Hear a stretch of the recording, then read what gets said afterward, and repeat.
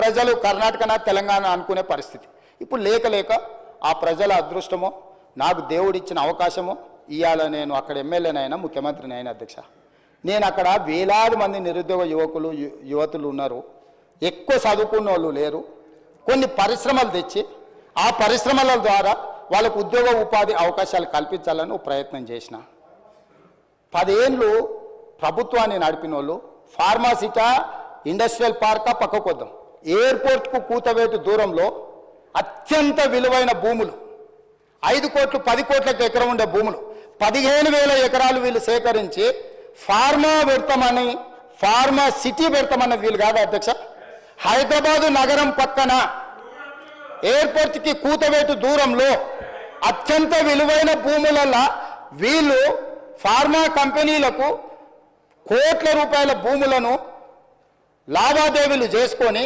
అగ్గొక్క ఇచ్చి ఇక్కడ వీళ్ళు ఫార్మా పెట్టొచ్చంట నేను చాలా భూమి విలువ తక్కువ ఉండి నిరుద్యోగ సమస్య శాశ్వతంగా ఉండి వాళ్ళ జీవితాలలో ఇంకా మంచి రోజులు రానే రావా దేవుడు అనేవాడు ఉన్నాడా లేడా అని దేవుడినే నిందించుకునే అట్లాంటి పరిస్థితుల్లో తాగునీరు లేదు సాగునీరు లేదు పరిశ్రమలు లేవు విద్యా అవకాశాలు లేవు ఏవి లేవు నా ప్రాంతానికి అధ్యక్ష నేను ఒక మెడికల్ కాలేజ్ తీసుకుంటే తప్పు పడతారు నేను ఒక ఇంజనీరింగ్ కాలేజ్ తీసుకపోతే తప్పు పడతారు నేను ఒక పాలిటెక్నిక్ తీసుకుంటే తప్పు పడతారు నేను ఒక ఐటీఐ తీసుకుంటే తప్పు పడతారు నేను 2 జూనియర్ కాలేజీలు తీసుకుంటే తప్పు పడతారు నేను 4 రోడ్లకు నిధులు తీసుకుంటే కొడంగల్కే తీసుకుపోతామని తప్పు పడతారు నేను ఒక 1300 ఎకరాలల్లా ఎంత అధ్యక్ష కొడంగల్ శాసనసభ నియోజకవర్గంలో దాదాపుగా 3 లక్షల ఎకరాలు భూమి ఉంది అధ్యక్ష 3 లక్షల ఎకరాలల్లా 4 గ్రామాల పరిధిలో ఒక్క గ్రామం కూడా కాదు 4-5 గ్రామాల పరిధిలో ఒక 1300 ఎకరాలు తీసుకొని ఎందుకంటే బోత్ సైడ్స్ నేషనల్ హైవేస్ ఉన్నాయి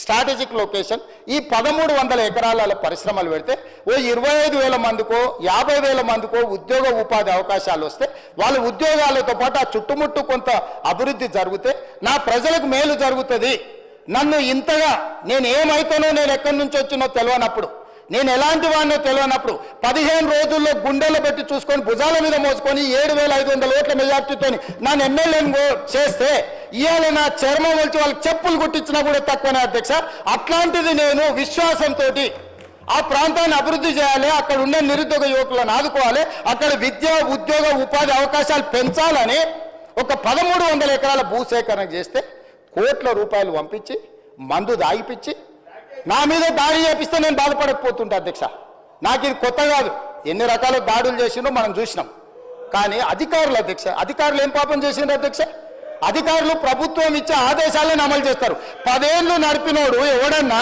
తన ప్రభుత్వంలో తనకు 10 ఏళ్ళు తను ఇంత ఎదగడానికి ప్రభుత్వానికి పేరు రావడానికి పనిచేసిన రెవెన్యూ అధికారులను మున్సిపల్ అధికారులను ఇలా ఐటీ అండ్ ఇండస్ట్రీస్ ఆమాత్ముడే ఎలుగబెట్టిండు అధికారులు పోతే రాళ్లతో రప్పలతో దాడులు చేపించి చంపే ప్రయత్నం చేస్తే వీళ్ళను ఏం చేయాలి అధ్యక్ష నువ్వు చెప్పు ఈయన కూర్చునే అర్హత ఉందా నేను సూటిగా అడుగుతున్నా కొడంగల్లో పరిశ్రమ పెట్టొద్దా కొడంగల్ నిరుద్యోగ యువకులకు ఉద్యోగాలు ఇవ్వొద్దా కొడంగల్ ప్రాంతాన్ని అభివృద్ధి చేయొద్దా కొడంగల్కు మత్తల్ నారాయణపేట కొడంగల్ ఎత్తిపోతల ద్వారా మీరు 10 ఏళ్ళు చుక్క నీళ్లు ఇవ్వకపోతే నేను 1,00,000 ఎకరాలకు నీళ్లు తీసుకెళ్లాల్సిన బాధ్యత నాకు లేదా నా పిల్లలు మెడిసిన్ చదవద్దా మా పిల్లలు ఇంజనీరింగ్ పాలిటెక్నికల్ చదవద్దా దొరలు మీరే చదువుకుంటారా పేదల పిల్లలు చదవద్దా 95% ఎస్సీ ఎస్టీ బీసీ మైనారిటీలు ఉన్న నియోజకవర్గం నాది అధ్యక్ష నా ప్రజలకు నేను చేయకపోతే నాకెందుకు అధ్యక్ష కూర్చి వీళ్ళు అడ్డం వస్తే తొక్కుకుంటూ పోయేలా చేస్తాను అందుకే చెప్పిన అధ్యక్ష నేను ఎందుకు చెప్పినా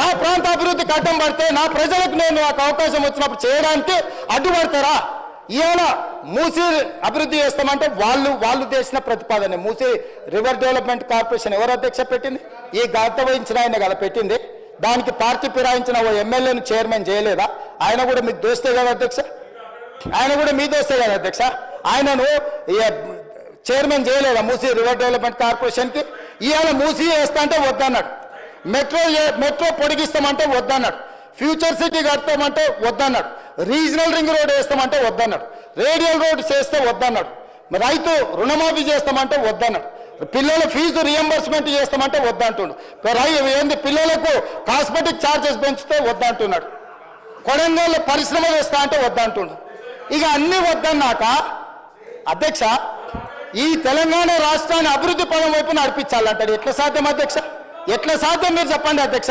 పరిశ్రమలు పెట్టొద్దంటివి, భూసేకరణ చేయొద్దంటివి, రోడ్లు వేయొద్దంటివి, రైళ్లు తీసుకురావద్దంటివి, రీజనల్ రింగ్ రోడ్డు కట్టొద్దంటివి, రేడియల్ రోడ్ చేయొద్దంటివి, సాగునీటి ప్రాజెక్టులు కట్టొద్దంటివి, దొంగలకు సద్దులు మోయబడుతుంది. దొంగలకు సద్దులు మోసే ఉద్దేశము ఇవాళ మీరు ఇట్లా తయారైతే తెలంగాణ రాష్ట్రం ఎట్లా అభివృద్ధి పదం వైపు నడుస్తుంది అధ్యక్ష? మీరు చెప్పండి. ఏం చేయాలి అధ్యక్ష? నేను ఇన్ని రకాలుగా తెలంగాణను అడ్డుకునేటోళ్ళని ఏం చేయాలనో సభలుండే సభ్యులేగా తెలంగాణ సమాజం కూడా నాకు సూచన చేయాలి. అధ్యక్ష, నేను నల్లమల్ల అడవుల్లో నుంచి వచ్చిన అధ్యక్ష, క్రూర మృగాల మధ్యలో పెరుక్కుంటూ వచ్చిన, తొక్కుకుంటూ వచ్చిన అధ్యక్ష. ఇక్కడికి ఉత్తగా రాలే, ఇక్కడ ఉన్నది తొక్కుతే అక్కడ వేయలేని అట్లా తొక్కి ఇక్కడికి వచ్చిన అధ్యక్ష. ఉత్తగా రాలే, అయ్య పేరు మీదనో మామ పేరు మీదనో ఎవరి పేరు మీదనో చెప్పుకొని ఇక్కడికి రాలే అధ్యక్ష. స్వశక్తి మీద కష్టపడి వాళ్ళకు ఒకటే సభ చూసారు అధ్యక్ష. జిల్లా పరిషత్ చూసిన, శాసన మండలి చూసిన, శాసనసభ చూసిన, లోక్సభ చూసిన, ఇవాళ ముఖ్యమంత్రికి వచ్చిన అధ్యక్ష. ఏం వాళ్ళకంటే వాళ్ళు అమెరికాలో లేకపోతే ఆంధ్రాలో విజ్ఞానంలో గుంటూరులో చదువుకున్న సాగు తెలివితేటలు ఉండొచ్చు. నాకు సామాన్యుడు తెలివితేటలు అధ్యక్ష. రైతు బిడ్డలు అధ్యక్ష. నేను అడవుల్లో నుంచి వచ్చిన అధ్యక్ష. పులులు ఉంటాయి అధ్యక్ష నేను ఉన్న దగ్గర. పులుల నుంచి, సింహాల నుంచి, మృగాల నుంచి ఎట్లా బయటపడాలో నాకు తెలుసా అధ్యక్ష. అల్లా తప్పగా రాలే, ఆషామాషిగా మాట్లాడితే.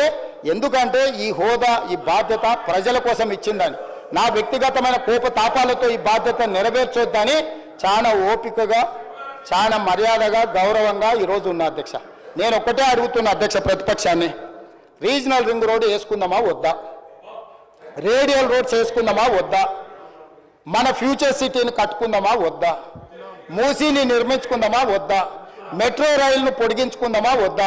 హైదరాబాద్లో ఫ్లైఓవర్లు కట్టుకుందామా వద్దా? హైదరాబాద్లో టన్నెల్స్ కట్టుకుందామా వద్దా? అక్బరుద్దీన్ ఓవైసీ గారిని నేను రిక్వెస్ట్ చేస్తే, హైదరాబాద్ అభివృద్ధి కోసం is very much concern about Hyderabad development. ఈ నాట్ టుడే.